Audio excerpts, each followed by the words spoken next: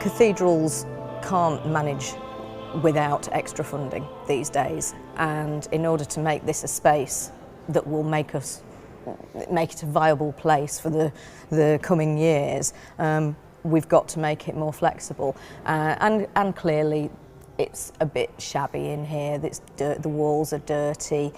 It needs a spruce up, so hence Project 2013. The pews that we have here were put in by George Gilbert Scott in the 19th century when he did the last reordering, the last makeover of the cathedral, and he removed the Georgian pews to put these pews in, and the Georgians removed the medieval pews to put their pews in, and before that there were no pews at all. When you come to understand how inflexible the pews are and how this is the biggest concert space in Wakefield, so we have lots and lots of concerts here, and sitting for 2 hours on these pews is a bit hard. It's very difficult to get big choirs and orchestras in, so we're ready for a much more flexible arrangement.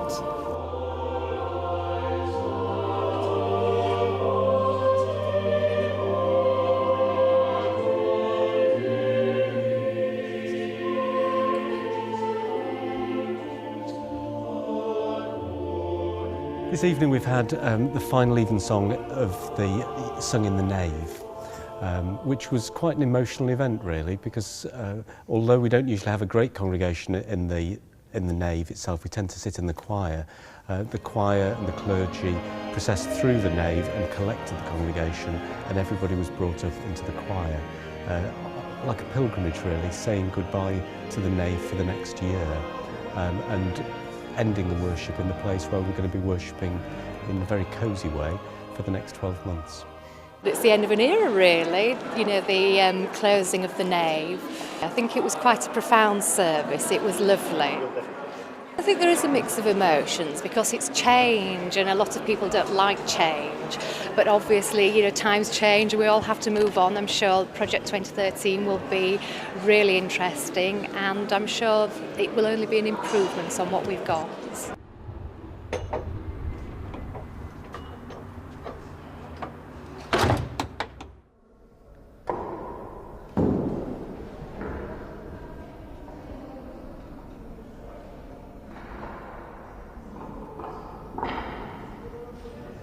2013 is a long, complicated project that will take a year on site. The archaeological brief allowed for up to 300 burials to be removed. So far we think we may not even get to 40. But if we'd gone down another foot, we were into something like 500 to 700 burials. The most exciting thing is two stone-lined graves which are along the line of the 12th century wall and could actually be part of the 12th century themselves. And we're very lucky that they're surviving because there's concrete cut either side of them. So there may have been others, but they're certainly gone. And as we're finding quite a lot of post-medieval burials, we're finding people's great-great-grandfathers. So these will be people who are actually directly descendants of the people who are here. So it ties in locally and to a national scale. It's a case of taking the floor out, taking the old heating out, taking the old electrics out. We're then installing a breathing floor, an insulated floor, which is the innovative part of what we're doing.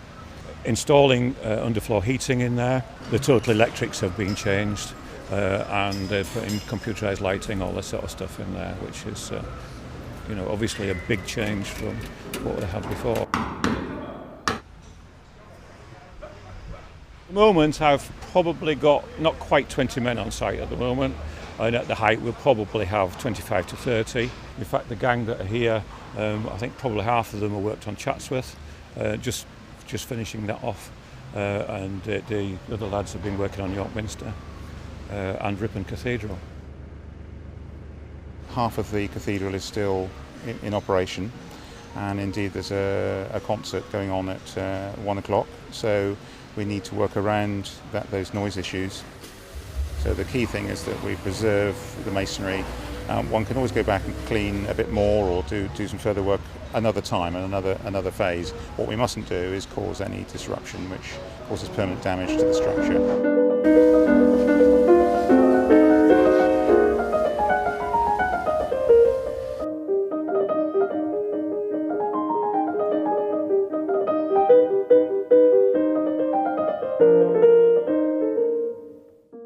I'm looking forward to there being a lot more light in the choir stalls, because that's always been a bit annoying when you can't really read your music, but I think it'll be really good for the cathedral and I think it'll attract a lot more people to visit it.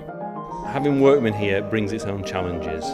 It's a challenge for us to carry on when the hammering and the knocking is still going on during our worship, but we live with it and we adjust to it. And it's a reminder too that prayer is not something that is done in a closeted space, it's done amidst the noise of the world.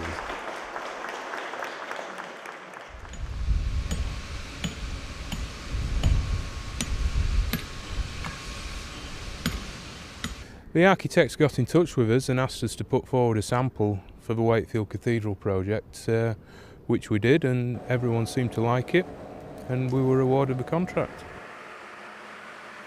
The original stone at the cathedral was a sandstone, and we're replacing it with a sandstone. We're supplying the paving for the internal part of the cathedral with the labyrinth pattern and a new font base and the pattern around the font, as well as the new steps.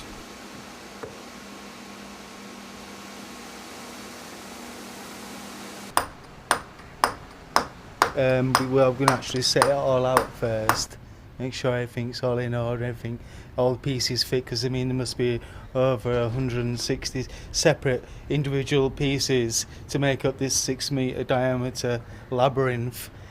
So I mean there's tolerances of like 3 millimetres, which is very minute.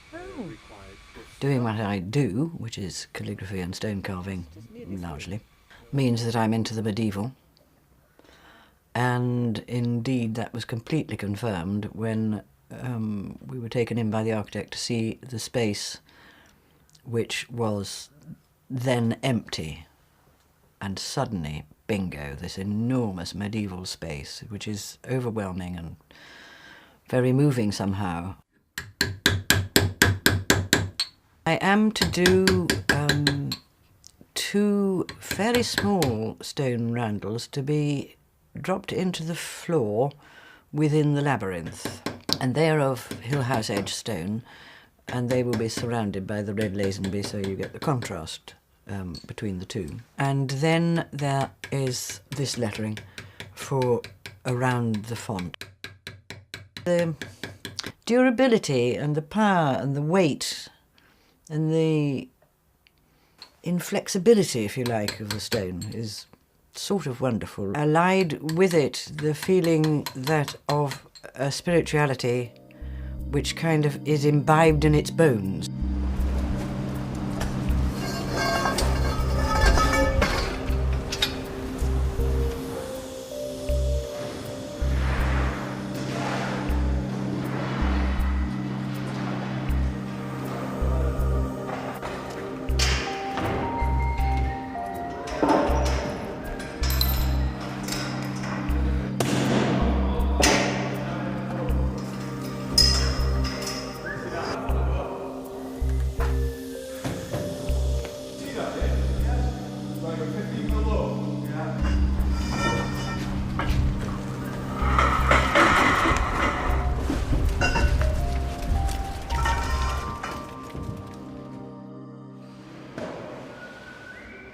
Until 1500 or so, there were no pews in the nave.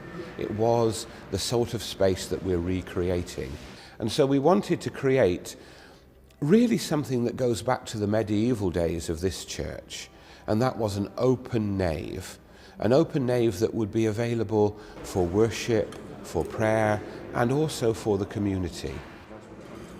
Almighty God, Father of our Lord Jesus Christ, we've gained things, we've maybe gained a greater sense of working together and being together as a family.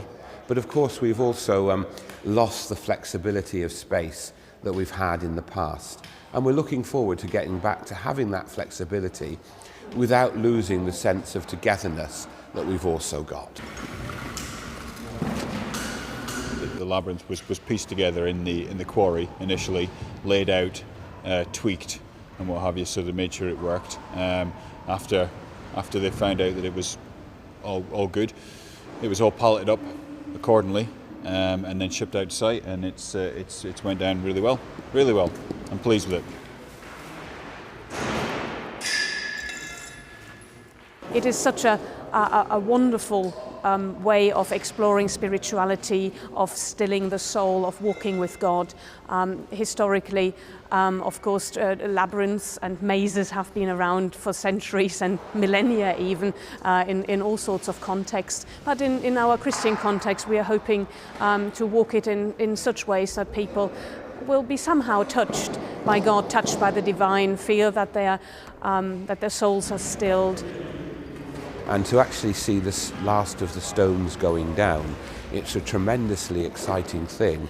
And the labyrinth itself, with that message, Jesus, the way, the truth and the life, will have a tremendous impact on people, I think, when they come into the cathedral. I think this space, first of all, will just have an incredible wow effect on people coming in, and I can just see it already pictured in my mind's eye, and it will be just a most beautiful, light, bright space, which still retains its mystery and its history. But I do think that yes, it will be a sort of working together of the building speaking for itself and of our use of it that will make people hopefully fall in love with it over and over again, to fill it with life and with light and with hope.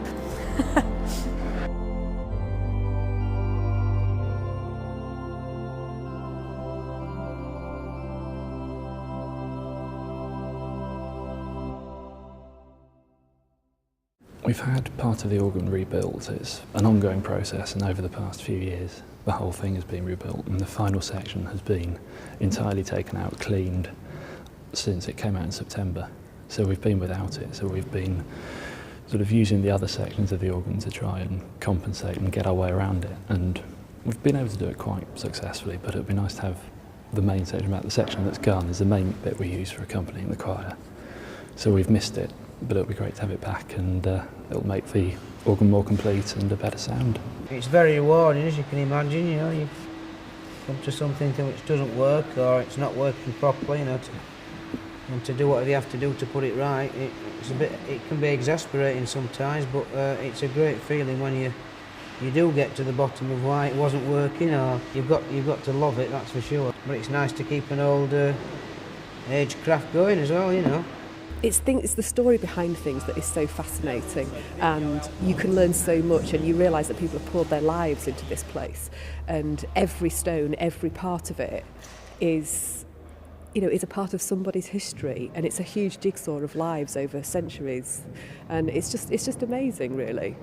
People make buildings, people bring buildings to life, and that was our aim, and it certainly will be achieving that. And the labyrinth is a fantastic focus with the font, and liturgically you enter from the west. You've got the font, which is the baptism, introduction into Christian faith.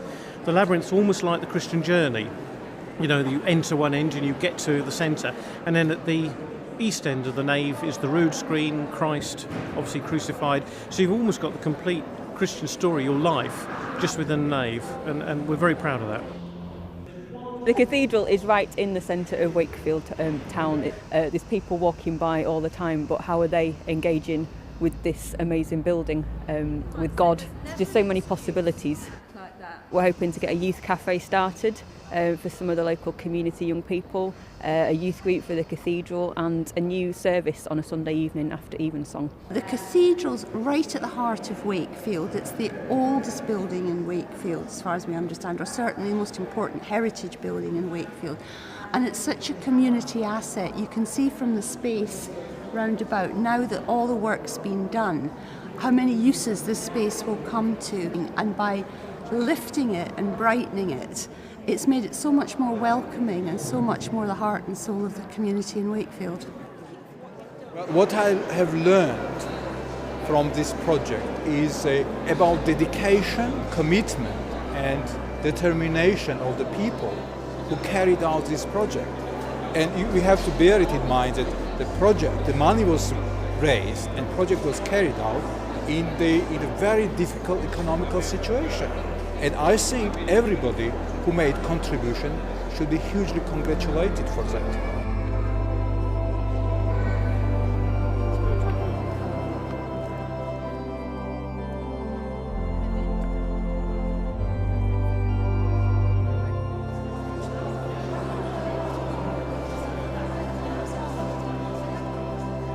I'm thrilled with how the nave looks, more beautiful than I dared to hope. And for me, these gleaming Gothic arches and the happy glowing chandeliers and the exquisite labyrinth do much more than just provide a space for us and the whole of Wakefield to be proud of. They provide a fitting gateway to the heavenly realms. They enable this church better to fulfill the calling of all Christian churches to be a thin place, an edgy place, the place where heaven and earth coincide. How awesome is this place? This is none other than the house of God. This is the gate of heaven. What's happened in the last year is that our architects and contractors have taken our dingy and cluttered Victorian nave, last remodelled in the 1870s, and they've uncovered a glorious medieval space, more true to this building's roots, more in tune with today's aesthetic tastes, infinitely more practical for the needs of a 21st century cathedral.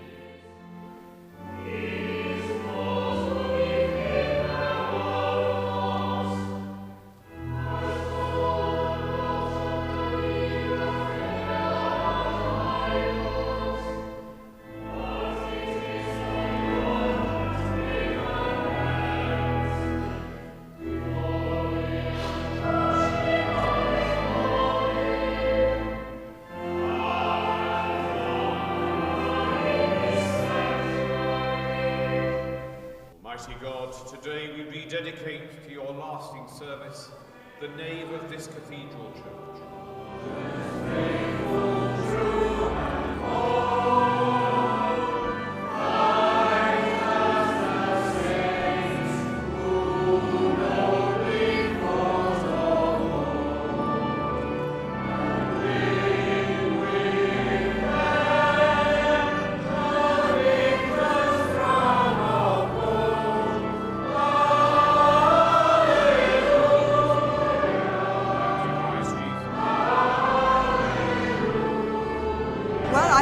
In tears, I can tell you.